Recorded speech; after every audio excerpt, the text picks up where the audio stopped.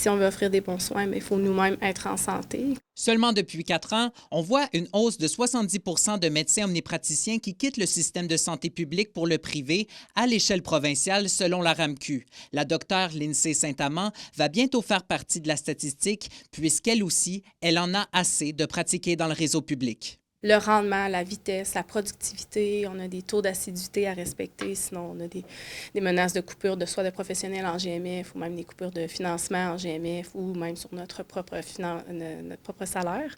Dr Saint-Amand a commencé à pratiquer il y a 12 ans et elle voit les conditions de travail se dégrader depuis. Plus de pression, de coercition, de règles à respecter, de rendement à produire, contrairement à mon début de pratique en 2012 où est-ce que j'avais plus de temps de qualité avec mes patients au bureau pour faire une meilleure médecine. Maintenant, on est comme dans la vitesse, le débit, la productivité, le rendement de pourcentage. Ainsi, la praticienne compte ouvrir sa clinique privée en septembre de l'an prochain.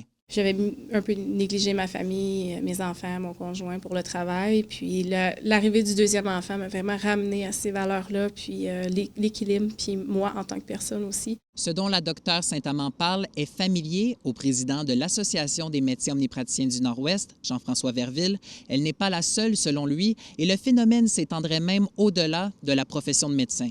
On le voit particulièrement en région, les cliniques de santé privée, ce n'est pas des cliniques médicales, c'est des cliniques d'infirmières. Les cliniques Sino, c'est des infirmières, ce n'est pas des médecins qui travaillent là. Puis c'est des infirmières qui ont été un peu désabusées du système aussi, puis qui ont décidé de quitter pour une médecine au privé. Le ministre de la Santé, Christian Dubé, a dévoilé lundi vouloir instaurer un projet de loi dans les prochains mois pour encadrer la pratique privée et renforcer le public. Reste à voir d'ici là si l'exode des praticiens vers la médecine privée va s'accentuer. Félix Blaquière, RNC Nouvelles, Val-d'Or.